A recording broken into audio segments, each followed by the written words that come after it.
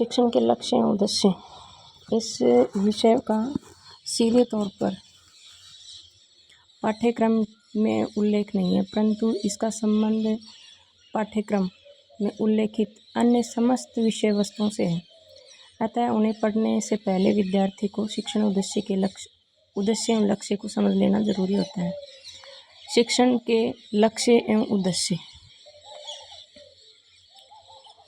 शिक्षण के लक्ष्य उद्देश्य किसी शैक्षिक प्रक्रिया के लिए निर्धारित सामान्य प्रयोजन लक्ष्य कहलाता है।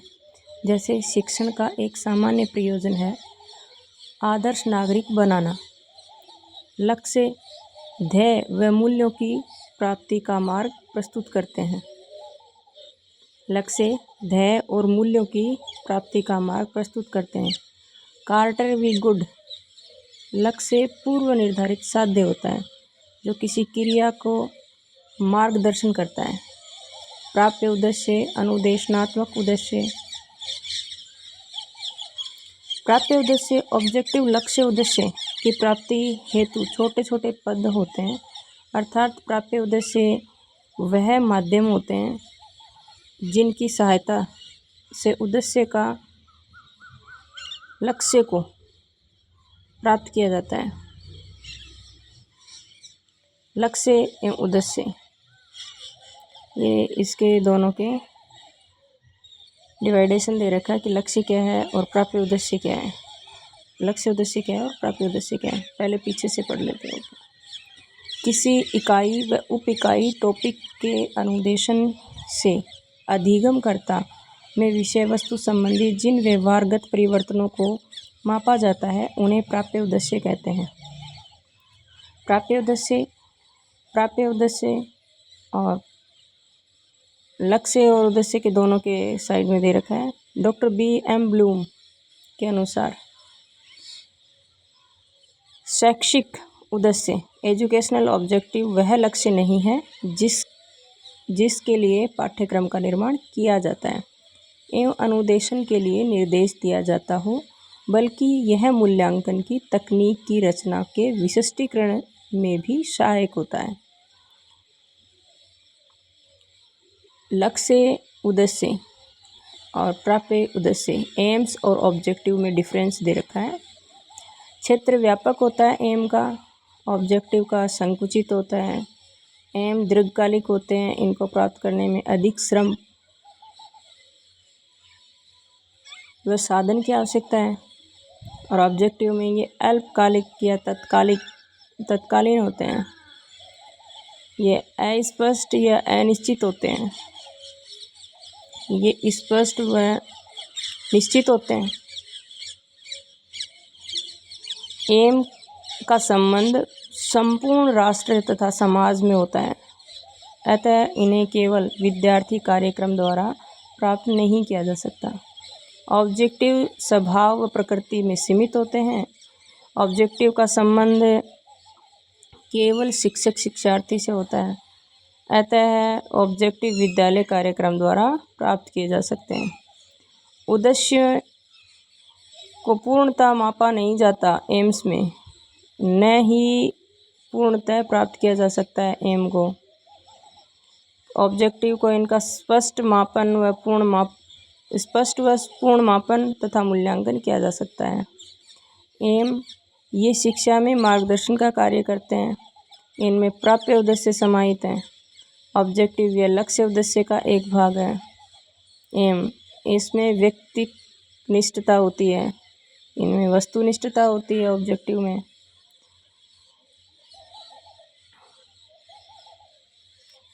एम का स्रोत समाजशास्त्र, दर्शन शास्त्र व संपूर्ण शिक्षा शास्त्र है। ऑब्जेक्टिव का स्रोत मुख्यतः मनोविज्ञान है। एम का समाज की आवश्यकता व आकांक्षा के अनुरूप परिवर्तनशील है। ऑब्जेक्टिव ये निश्चय होते हैं, प्रत्येक प्रकरण व विषय के लिए भिन्न भिन्न होते हैं। एम ये शैक्षिक प्रक्रिया में निर्धारित सामान्य प्रयोजन है। ऑब्जेक्टिव ये विशिष्ट प्रयोजन है। 1948 में American psychology SO convention Boston ने शिक्षण के उद्देश्यों का वर्गीकरण किया। अनुदेशनात्मक शिक्षण उद्देश्यों का वर्गीकरण,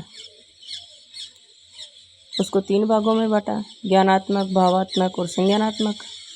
ज्ञानात्मक में 6 भाग किए, ज्ञान, अवबोध, प्रयोग, विश्लेषण, संश्लेषण और मूल्यांकन। भावात्मक में आग्रहण, अनुक्रिया, अनुमूल्यन, व्यवस्थापन और चरित्रीकरण। मनोगत्यात्मक,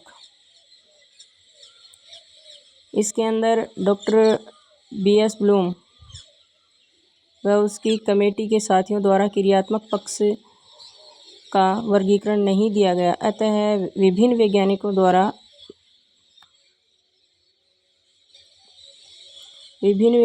द्वारा उसका अन्य समय पर वर्गीकरण प्रस्तुत है। मनोगत्यात्मक का दवे ने 1969 में अनुकरण, कार्य करना, कार्यवाही, यथार्थता, कार्यसंधि नियोजन और स्वाभाविकरण दिया। सिम्पसन ने मनोगत्यात्मक को 1972 में प्रत्यक्षीकरण, व्यवस्था व समुच्चय, निर्देशनात्मक अनुक्रिया, कार्यप्रणाली, जटिल प्रत्यक्ष अनुक्रिया, अनुकूलन, उत्पत्ति प्रवर्तन। मनोगत्यात्मक में हैरो 1972 सहज क्रियात्मक अंग संचालन, आधारभूत अंग संचालन, प्रशिक्षण योग्यताएं, शारीरिक योग्यताएं, कौशल युक्त अंग संचालन और संकेत संप्रेषण, ये दिए हैरो ने 1972 में मनोगत्यात्मक के भाग। 1956 में B.S. ब्लूम, काथावल व कमेटी के अन्य सदस्यों द्वारा पुस्तक taxonomy of education objective handbook first cognitive domain. 1964 में B.M. ब्लूम, काथावल व मसीहा द्वारा पुस्तक taxonomy of educational objective handbook second affective domain, cognitive और अफेक्टिव डोमेन। 1969 से 1972 में मुख्यतः 3 वैज्ञानिकों द्वे व 1969 सिम्पसन, 1972 व हैरो 1972 की क्रियात्मक पक्ष का वर्गीकरण प्रस्तुत किया। 2001 में एंडरसन व काथावल द्वारा ब्लूम का संशोधित वर्गीकरण प्रस्तुत किया गया है। ब्लूम का वर्गीकरण B.S. ब्लूम एवं साथियों द्वारा 1956 में सर्वप्रथम अनुदेशनात्मक उद्देश्यों का वर्गीकरण प्रस्तुत किया गया था। उन्होंने मनुष्य के व्यवहार के 3 पक्षों के आधार पर अनुदेशनात्मक उद्देश्यों को 3 भागों में वर्गीकृत किया गया, ज्ञानात्मक उद्देश्य, भावात्मक उद्देश्य और मनोगत्यात्मक उद्देश्य।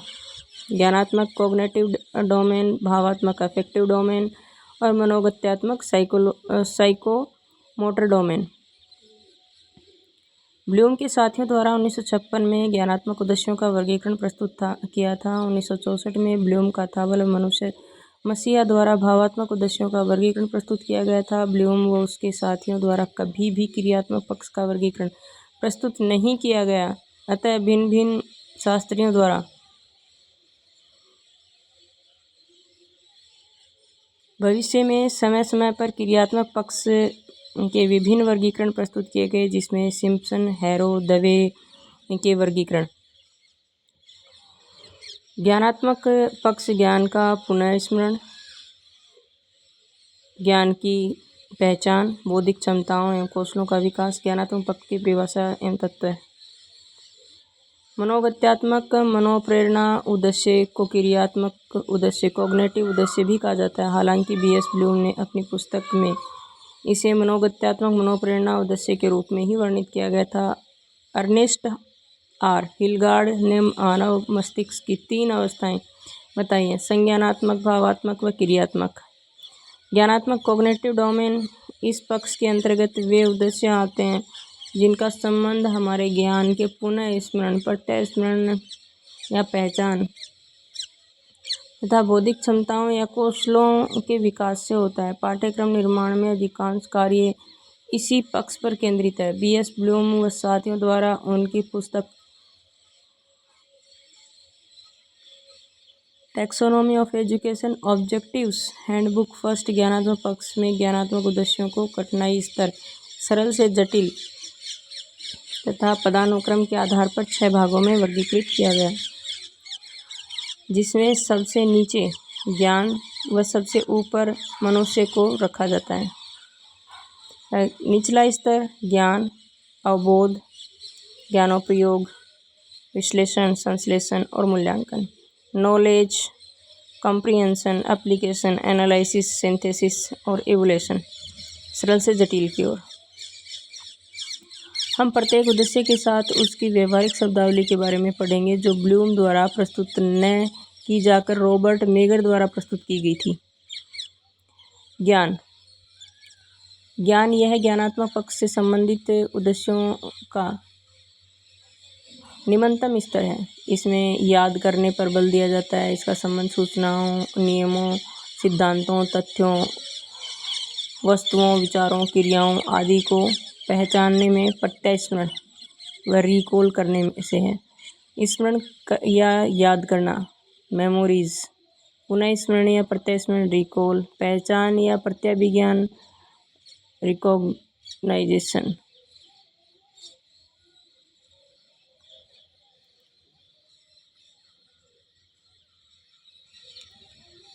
परिभाषा और नियम, संकेत और चिन्ह। विद्यार्थी याद करता है, फिर परिभाषा नियम पूछने पर, संकेत और चिन्ह दिखाने पर, संकेत और चिन्ह दिखाने पर तो पहचान करके बताता है, और परिभाषा और नियम याद करने पर वो रिकॉल करता है। ज्ञान के पक्ष से संबंधित व्यवहारिक शब्दावली, प्रत्यस्मरण करना, परिभाषित करना, पहचान करना, लिखना, संकेत रेखांकित करना, कथन करना, कहना। ज्ञान पक्ष से संबंधित प्रश्न, कोशिका को परिभाषित कीजिए, तो वो रिकॉल करेगा। भारतीय संविधान की विशेषता बताइए, तो वो रिकॉल करेगा। दिए गए गद्यांश में व्यक्तिवाचक संज्ञा को रेखांकित कीजिए, तो वो पहचान करेगा। अवबोध, कॉम्प्रिहेंशन, बिना ज्ञान के बोध नहीं हो सकता है, अतः बोध के लिए ज्ञान एक आवश्यक आधार है। अवबोध से तात्पर्य तथ्य, सूचनाओं, नियमों, सिद्धांतों आदि के प्राप्त किए जाने से संबंध में बुनियादी समझ विकसित करना है। बोध उद्देश्यों को 3 भागों में बांटा जाता है: अनुवाद, व्याख्या, उल्लेख, बहिर्वेशन। अनुवाद ट्रांसलेशन, व्याख्या इंप्रेशन, उल्लेख बहिर्वेशन एक्सप्लेनेशन। अवबोध पक्ष से संबंधित व्यवहारिक शब्दावली, व्याख्या करना, सारांश देना, उदाहरण देना, अंतर करना और वर्गीकरण करना। अवबोध पक्ष से संबंधित प्रश्न, प्राथमिक सेल का उदाहरण दीजिए, हिमालय का प्रादेशिक वर्गीकरण प्रस्तुत कीजिए, सौर मंडल की संक्षिप्त व्याख्या कीजिए, पश्चिमी घाट व पूर्वी घाट में अंतर कीजिए। अनुप्रयोग, इसमें विद्यार्थी अपने अर्जित ज्ञान व अवबोध को परिचित या नवीन परिस्थिति में दैनिक जीवन में उपयोग कर किसी भी समस्या का समाधान कर सकता है। जैसे सौर मंडल पढ़ाने के बाद विद्यार्थी को सौर मंडल का मॉडल बनाने के लिए कहा जाए, तो वह प्राप्त ज्ञान का उपयोग करते हुए सौर मंडल के मॉडल का निर्माण करता है। अनुप्रयोग पक्ष से संबंधित व्यवहारिक शब्दावली, उपयोग करना, समाधान करना, स्थापित करना, प्रदर्शित करना। अनुप्रयोग पक्ष से संबंधित प्रश्न, दिए गए आंकड़ों की सहायता से बारंबारता सारणी का निर्माण कीजिए, दिए गए ज्ञान के आधार पर सौर मंडल का मॉडल बनाइए। विश्लेषण, संपूर्ण सूचना, अंश अंश अंश अंश अंश अंश। इस पक्ष में विद्यार्थी से अपेक्षा की जाती है कि वह सूचना समस्या को छोटे छोटे अंशों में इस प्रकार विभाजित कर सकेंगे कि प्रत्येक अंश को अच्छी तरह समझ सके, उसमें आपस में संबंध स्थापित कर सके तथा उस अंश का संबंध संपूर्ण के साथी से भी स्पष्ट कर सके, संपूर्ण के साथी भी स्पष्ट कर सकें। व्यवहारिक शब्दावली, विश्लेषण करना, तुलना करना, अंतर करना, अलग करना और संबंधित करना, ये है अनुप्रयोग के।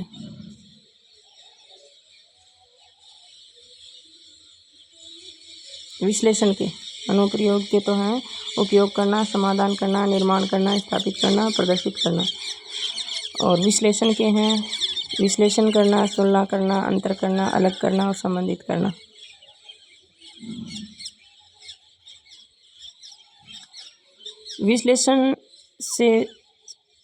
विश्लेषण पक्ष से संबंधित प्रश्न। पादप व जंतु कोशिका की तुलना कीजिए। आग्नेय व कायांतरित चट्टानों में अंतर कीजिए। अंतर करना विश्लेषण उद्देश्य के साथ साथ अवबोध उद्देश्य से भी संबंधित है।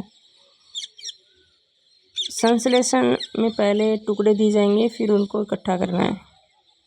संश्लेषण का तात्पर्य विभिन्न तत्वों को, एलिमेंट्स व भागों, पार्ट्स को मिलाकर इस प्रकार रखने से है कि एक संपूर्ण सूचना का निर्माण किया जा सके। इस पक्ष में रचनात्मक क्रिएटिविटी, मौलिकता पर बल दिया जाता है। व्यवहारिक शब्दावली संगठित करना, संश्लेषित करना, एकीकृत करना, सामान्यीकरण करना, मिलाना, संबंध जोड़ना। संश्लेषण पक्ष से संबंधित प्रश्न है किसी नए सूत्र प्रमेय, सामाजिक अवधारणा की व्युत्पत्ति करना। मूल्यांकन ज्ञानात्मक पक्ष का यह चरण सबसे ऊपरी स्तर।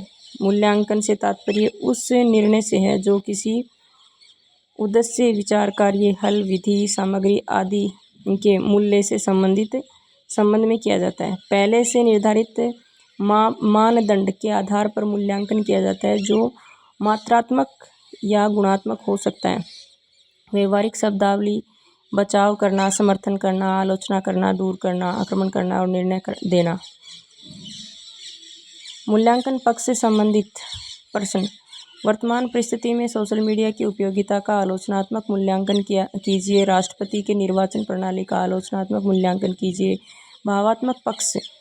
1964 में ब्लूम, काथावल व मसीहा ने अपनी पुस्तक taxonomy of education objective handbook second भावात्मक पक्ष में इसका उद्देश्य का वर्गीकरण किया गया है। यह पक्ष हृदय संबंधी क्रियाओं से संबंधित होता है जो विद्यार्थी भावनाओं,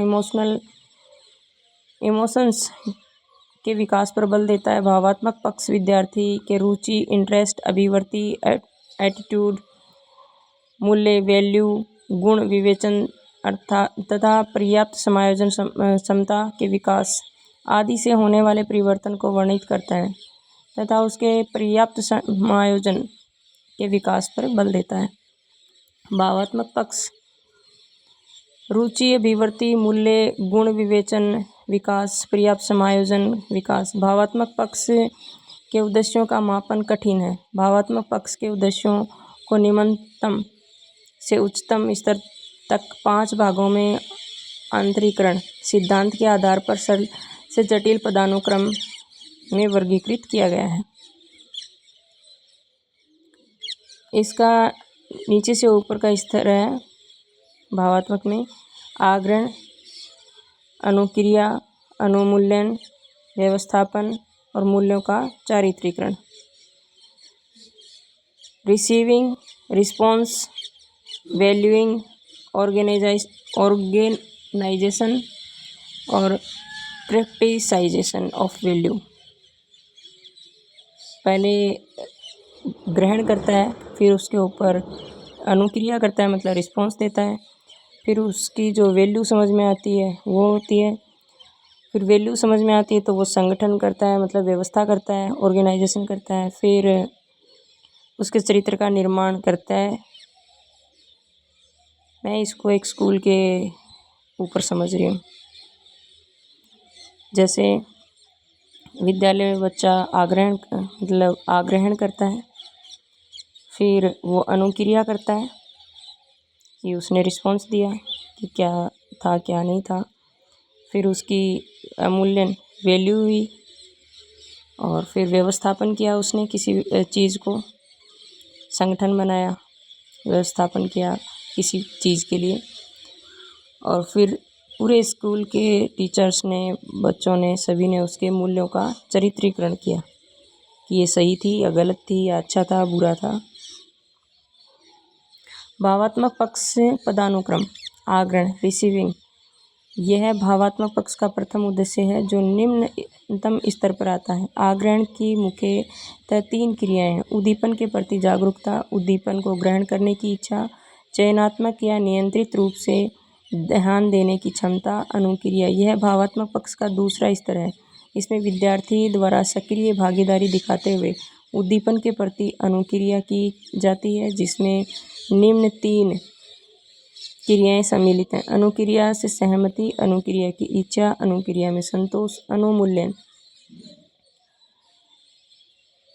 मुख्य स्तर में विद्यार्थी के मूल्यों के प्रति प्रतिबद्धता निहित होती है। मूल्य की अमूर्त अवधारणा छात्र प्राप्त करता है। अमूल्य की 3 सोपान: मूल्यों को स्वीकार करना, मूल्यों को प्राथमिकता देना, मूल्यों के प्रति निष्ठा करना। संगठन व्यवस्थापन ऑर्गेनाइजेशन में है। इस स्तर पर विद्यार्थी द्वारा स्वीकार किए गए विभिन्न मूल्यों के बीच तुलना की जाती है। ऐसी स्थिति में मूल्यों में टकराव का सामना करता है। इस टकराव के समाधान हेतु विद्यार्थी मूल्यों में समन्वय स्थापित करते हुए एक अद्वितीय मूल्य यूनिक वैल्यू सिस्टम तैयार करता है। इस प्रकार विद्यार्थी द्वारा स्थायी मूल्य संरचना का निर्माण ही व्यवस्थापन संगठन कहलाता है। संगठन में 2 क्रियाएं सम्मिलित हैं: मूल्य का संप्रतीकरण, मूल्य पद्धति की व्यवस्था, मूल्यों का चारित्रीकरण। यह भावात्मक क्षेत्र के उद्देश्यों का उच्चतम स्तर है। यह स्तर में विद्यार्थी सभी भावात्मक व्यवहारों को आत्मसात कर लेता है तथा अपनी जीवन शैली के विशेष प्रकार के मूल्य समाहित कर लेता है। इस स्तर में मूल्यों को स्थिरता प्रदान की जाती है तथा उन्हें चरित्र का हिस्सा बनाने पर बल दिया जाता है। इसमें 2 क्रियाएं समाहित हैं: मूल्यों का सामान्यीकरण करना और चारित्रीकरण करना। क्रियात्मक पक्ष। मनश्चालक क्रियात्मक पक्ष का वर्गीकरण B.S. ब्लूम द्वारा प्रस्तुत नहीं किया गया, अतः इस दिशा में सिम्पसन, A.J. हेरो व R.H. दवे द्वारा कार्य किया गया। इस पक्ष का संबंध व्यक्ति के शारीरिक क्रियाओं से है, जिसमें पेशीय कार्य व तंत्रिका पेशीय कार्य का समन्वय सम्मिलित है। इस क्षेत्र में अधिगम की प्राप्ति शारीरिक क्रियाओं की दक्षता पर आधारित होती है। पियानो बजाना, मशीन चलाना जैसे सब अंगों के समन्वय बढ़ता है, वैसे वैसे कौशलों में परिशुद्धता बढ़ती है। R.H. दवे का वर्गीकरण NCERT के R.H. दवे ने 1969 में क्रियात्मक पक्ष को 5 भागों में वर्गीकृत किया गया है। अनुकरण, निम्नतम स्तर, कार्य करना, परिचालन करना, परिशुद्धता, यथार्थ कार्य, संधि नियोजन व मिलाना, स्वाभाविकरण उच्चतम स्तर है। A.J. हेरो का वर्गीकरण। A.J. हेरो ने 1972 में क्रियात्मक पक्ष को 6 भागों में वर्गीकृत किया गया है। उल्लेखित है कि रॉबर्ट मिलर ने हेरो के क्रियात्मक वर्गीकरण को ही व्यवहारिक शब्दावली में लिखा है। सहज क्रियात्मक अंग संचालन निम्नतम स्तर है। आधारभूत अंग संचालन, प्रत्यक्षीकरण योग्यताएं, शारीरिक योग्यताएं, कौशल युक्त अंग संचालन, सांकेतिक प्रेक्षण उच्चतम स्तर है। सिम्पसन के अनुसार क्रियात्मक पक्ष का वर्गीकरण सर्वप्रथम 1969 में सिम्पसन ने क्रियात्मक पक्ष को 5 भागों में वर्गीकृत किया गया है। इसके पश्चात 1972 में 2 और उद्देश्यों को जोड़ा, अतः कुल मिलाकर सिम्पसन ने क्रियात्मक पक्ष के शिक्षण उद्देश्यों को 7 भागों में वर्गीकृत किया गया, जिसमें सबसे निचला स्तर प्रत्यक्षीकरण व उससे सबसे ऊपरी स्तर उत्पत्ति।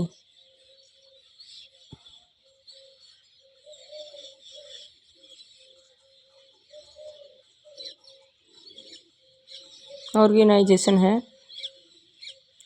प्रत्यक्षीकरण निम्नतम व्यवस्था, सेट, निर्देशात्मक अनुक्रिया, गाइडेंस रिस्पॉन्स, कार्यप्रणाली, मैकेनिज्म, जटिल प्रत्यक्ष अनुक्रिया, कॉम्प्लेक्स ऑवरेट रिस्पॉन्स, अनुकूलन, एडेप्शन, उत्पत्ति प्रवर्तन उच्चतम स्तर।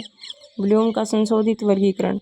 एंडरसन व क्रॉथवाल ने वर्ष 2001 में ब्लूम के ज्ञानात्मक पक्ष का संशोधित वर्गीकरण प्रस्तुत किया, जिसमें ब्लूम के वर्गीकरण में उल्लेखित उद्देश्यों को क्रियापदों में परिवर्तित करते हुए सृजन करना जो सर्वोच्च उद्देश्य मानते हुए निम्नलिखित 6 उद्देश्य प्रस्तुत किए: याद करना, समझना, उपयोग करना, विश्लेषण करना, मूल्यांकन करना और सृजन करना। प्राप्य उद्देश्य का व्यवहारपरक शब्दावली में लिखना। प्राप्य उद्देश्य का वर्गीकरण शिक्षण की विभिन्न क्रियाओं को विशिष्ट रूप से प्रस्तुत नहीं करता है तथा इसके वर्गीकरण में शिक्षण के उद्देश्यों को विद्यार्थियों के अंतिम व्यवहार के रूप में स्पष्ट करने के लिए इनको व्यवहारिक शब्दावलियों में लिखने हेतु निम्न उपागम प्रस्तुत किए गए हैं। उद्देश्यों को व्यवहारिक शब्दावलियों में लिखने के उपागम। शिक्षण उद्देश्यों को व्यवहारपरक शब्दावली में लिखना। वर्गीकरण B.S. Bloom, Robert megger 1962, Robert Miller 1962 और RCEM। वर्गीकरण डॉक्टर B.S. Bloom, A.J. हेरो। ब्लूम के ज्ञानात्मक पक्ष का अपने स्तर पर उद्देश्य केवल ज्ञानात्मक, भावात्मक, केवल क्रियात्मक। ज्ञानात्मक पक्ष का अपने स्तर पर शब्दावली कार्यसूचक क्रिया। कार्यसूचक क्रिया रॉबर्ट मिलर ने भी दी शब्दावली और RCM मानसिक योग्यता प्रक्रिया दिया है। RCEM उपागम। Regional college of education Mysore ने ब्लूम के ज्ञानात्मक पक्ष के वर्गीकरण को अपने हिसाब से वर्गीकृत करते हुए व्यवहारिक शब्दावली जिसे निम्न मानसिक योग्यताएं या मानसिक क्रियाएं मेंटल एबिलिटीज ऑफ प्रोसेस का प्रयोग किया है। RCM उपागम में ब्लूम की ज्ञानात्मक पक्ष के 6 श्रेणियों के स्थान पर 4 श्रेणियां बनाई गई हैं, जिसमें प्रथम 3 श्रेणी ब्लूम की ज्ञानात्मक पक्ष के प्रथम 3 उद्देश्य में ही रखी, जबकि चौथी श्रेणी के अगले 3 उद्देश्य विश्लेषण, संश्लेषण व मूल्यांकन को सम्मिलित कर दिया। इन 4 श्रेणियों में कुल 17 मानसिक योग्यताओं व क्रियाओं का वर्गीकरण किया, जो निम्न प्रकार है। ज्ञान पहचान करना और अनुस्मरण व प्रत्यास्मरण। समझ को, जो अवबोध है उसको। संबंध देखना, उदाहरण देना, विभेद करना, व्याख्या करना, वर्गीकरण करना, पुष्टि करना, सामान्यीकरण करना। प्रयोग, उसमें अनुप्रयोग है, इसमें प्रयोग है। कारण बताना, परिकल्पना का निर्माण करना, परिकल्पना को स्थापित करना, निष्कर्ष निकालना, भविष्यवाणी करना और सृजनात्मकता, विश्लेषण करना, संश्लेषण करना और मूल्यांकन करना। ये था आज का टॉपिक जो कंप्लीट हो गया। चैनल को शेयर करें, सब्सक्राइब करें। धन्यवाद। ये टेलीग्राम चैनल पे नोट्स थे जो मुझे अच्छे लगे, तो मुझे लगा कि आप लोगों के साथ में पढ़ना चाहिए, तो इसलिए पढ़ रही थी। आप लोगों को अच्छे लगे तो चैनल को शेयर कर लेना, सब्सक्राइब कर लेना, मेरे साथ में पढ़ लेना। थैंक यू, धन्यवाद।